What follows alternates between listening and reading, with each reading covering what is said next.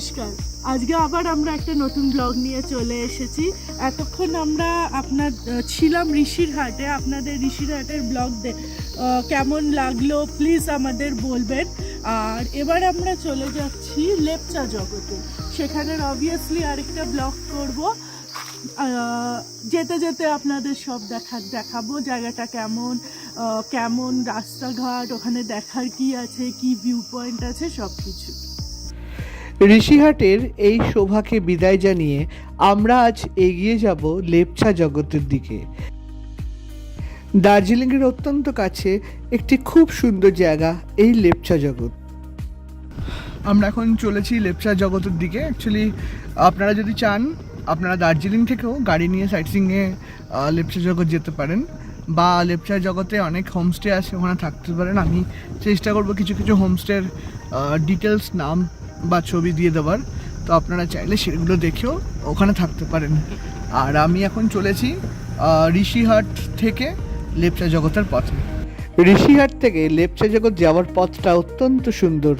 সূর্যের কিরণ কাঞ্চনজঙ্ঘার উপর পড়ে যে এক অসামান্য পরিবেশ তৈরি করেছে তা সত্যি ভুলবার নয়। আমরা পৌঁছে গেছি লেপচা জগতে। মাত্র 15 মিনিট লাগলো ঋষিহাট থেকে। আমরা এখন পৌঁছালাম লেপচা জগতে। পেছনে দেখুন হালকা কাঞ্চনজঙ্ঘা আমি এখান থেকে দেখতে পাচ্ছি। বাকিটা দেখাবো। ওয়েদার প্রচণ্ড ক্লিয়ার। আজকে নভেম্বরের 26 তারিখ, আর একদম পরিষ্কার পরিচ্ছন্ন ওয়েদার। আর আমি আপনাদেরকে পুরো লেপচা জগৎটা ঘুরিয়ে দেখাচ্ছি, তার সঙ্গে ভিউ দেখাচ্ছি। মধুমতি দাঁড়িয়ে আছে আর ভিউটা দেখাচ্ছি, এবং তার সঙ্গে কিছু কিছু হোমস্টে ডিটেলস দিয়ে দিচ্ছি। যদি মনে করেন এখানে এসে এক রাত্রি থাকবেন তাহলে কিন্তু থাকতে পারেন। আজকে অত্যন্ত সুন্দর ওয়েদার, তাই ঝকঝক করছে কাঞ্চনজঙ্ঘা, তার সঙ্গে লেপচা জগৎ অত্যন্ত সুন্দর লাগছে। আমি পরের পর হোমস্টেগুলো দেখতে পেলাম লেপচা জগতে, যা চেষ্টা করলাম আপনাদের সামনে তুলে ধরার। নামগুলো তলায় লিখে দিলাম যাতে আপনাদের বুঝতে সুবিধা হয়। আর তার সঙ্গে চলুন পায়ে হেঁটে দেখা যাক এই ছোট্ট গ্রাম লেপচা জগৎ। দার্জিলিং থেকে মাত্র 16 কিলোমিটার দূরে অবস্থিত এই লেপচা জগৎ, এবং ঘুম স্টেশন থেকে অত্যন্ত কাছে এই জায়গাটি অবস্থিত। এখন প্রচুর মানুষ আসেন এই লেপচা জগতে, এবং এখানে আমি দেখলাম প্রায় প্রতিটি বাড়ি ছোট ছোট হোমস্টেতে কনভার্ট করা হয়েছে।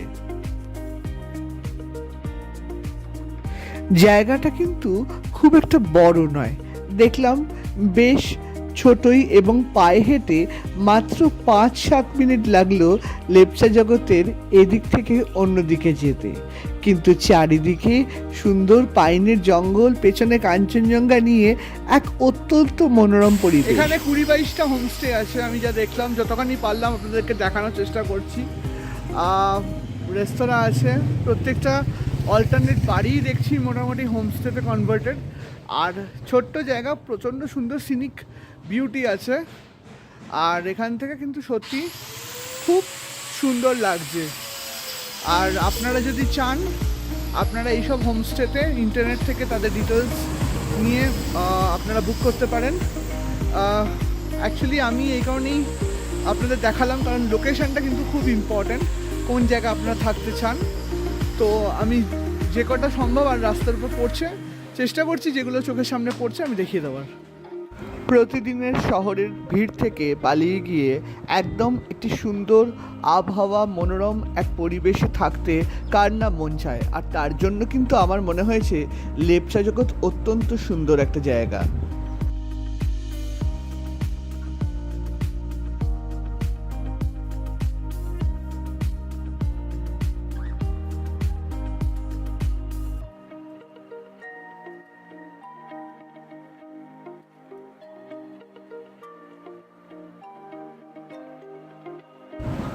গ্রিন ভ্যালি হোমস্টে আমাদের খুব সাধনা করলেন তাদের হোটেলে আসতে, এবং আমরাও ঢুকে পড়লাম তাদের হোটেলের ঘরগুলো দেখতে।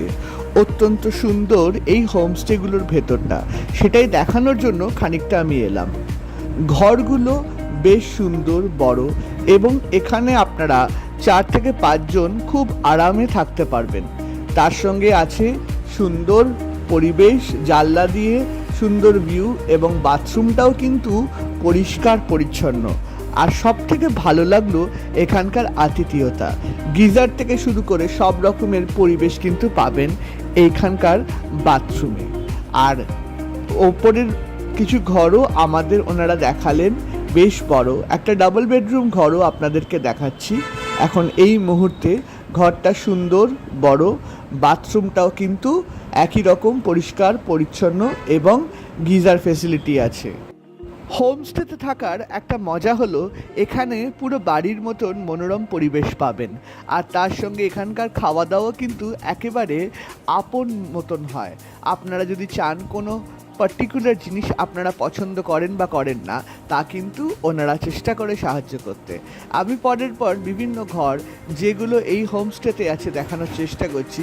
Double bedroom, 3 bedroom, 4 bedroom, 5 bedroom সব রকমের পরিষেবা কিন্তু এই হোমস্টেটিতে ছিল। এবং সবথেকে ভালো লাগলো এখানকার বাথরুমগুলো সব গিজার দেওয়া।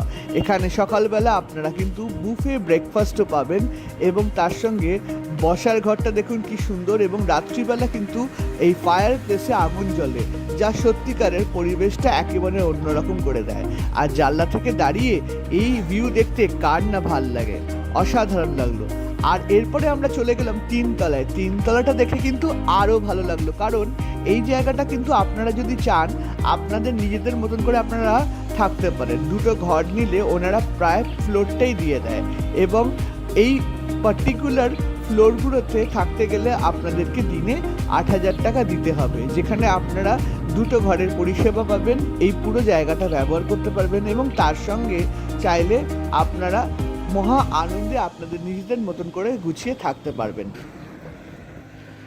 তো এখনই একটা প্রপার্টি আপনাদেরকে দেখালাম, চেষ্টা করলাম, আর প্রাইসটাও তলায় বলে দিয়েছি। তো এবারে একটু ভিউ পয়েন্টের দিকে যাওয়ার চেষ্টা করছি, জানি না পুরোটা যাবো বা ক্লাইম্ব করবো কি না, যতখানি সম্ভব। আর মেনলি আপনাদের দেখাতে চাই পাইন ফরেস্টটা। এসছি যখন এতখানি, এত সুন্দর পাইনের ফরেস্ট, তো একটু এগিয়ে যাই। আর আমি যে প্রপার্টিটা প্রমোট করলাম এটা কোনো পেড প্রমোশন নয়, আমার খুব ভালো লাগলো, দ্যাটস ওয়াই আই প্রমোটেড ইট। আপনারা চাইলে থাকতে পারেন, আমি কন্ট্যাক্ট নাম্বারটাও দিয়ে দিয়েছি নিচে, কন্ট্যাক্ট করবেন। খুব ভালো লোক, ছেলেমেয়েরা খুব ভালো, সো কন্ট্যাক্ট করে চলে আসবেন। আর আমি এখন এবারে একটু উপর দিকে ওঠার চেষ্টা করছি। লেপচা জগৎ প্রচণ্ড সুন্দর একটা ছোট্ট শহর বলবো না, মাত্র 30-40টা বাড়ি, ওরা গ্রামই বলছে। তো আপনারা আসুন, এনজয় করুন এখানে। লেপচা জগতের এই পাইন ফরেস্টে যারা আসেননি তারা এই সৌন্দর্য থেকে কিন্তু এখনো পর্যন্ত বঞ্চিত আছেন। তাই আমি বলবো দার্জিলিংয়ে তো অনেকবার এসছেন, কিন্তু একবার লেপচা জগৎ ঘুরে যান।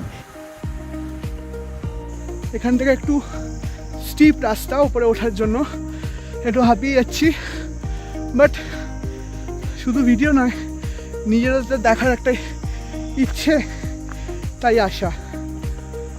রাস্তাটা বোধহয় উপর দিকে উঠে যাচ্ছে, দেখা যাক যতক্ষণ যেতে পারি দেখাই আপনাদের। লেপচা জগৎ ভিউ পয়েন্ট পৌঁছতে গেলে কিন্তু 1 কিলোমিটার মতন রাস্তা ট্রেক করতে হবে, কিন্তু এই ট্রেক যে কতখানি আমার ক্ষেত্রে সাকসেসফুল ছিল তা আপনারা শেষে দেখলেই বুঝতে পারবেন। পথটা কিন্তু অনেকটাই উঁচু, অনেকটা হেঁটে এসেছি, প্রায় এসে গেছি। ভালো লাগছে, বেশ ভালো লাগছে, একটু হাঁপিয়ে গেছি, বাট ইটস গুড। পথের শেষে যখন কাঞ্চনজঙ্ঘার এই শোভা প্রথম চোখে পড়ল, তখন মনে হলো এই হাঁটা, এই ক্লান্তি সত্যি আমার ক্ষেত্রে সাকসেসফুল। কাঞ্চনজঙ্ঘার এই স্লিপিং বুদ্ধ হয়তো আপনারা সান্দাকফু থেকে দেখে থাকবেন, কিন্তু এত সুন্দর দেখা যাচ্ছে লেপচা জগৎ থেকে, তা বলে বোঝাতে পারবো না। এখন এই মুহূর্তে একদম উপরে ভিউ পয়েন্টে অসাধারণ ভিউ, পেছনে কাঞ্চনজঙ্ঘার। আর এখানে বসে মানে সিরিয়াসলি খানিকটা হয়তো স্টিপ রাস্তা দিয়ে ওঠা, বাট তারপর এসে পৌঁছালো একবার, একটা ভীষণ ভালো ফিলিংস হচ্ছে। ঠান্ডাটাও মোটামুটি আয়ত্তের মধ্যে, খুব ভালো লাগছে।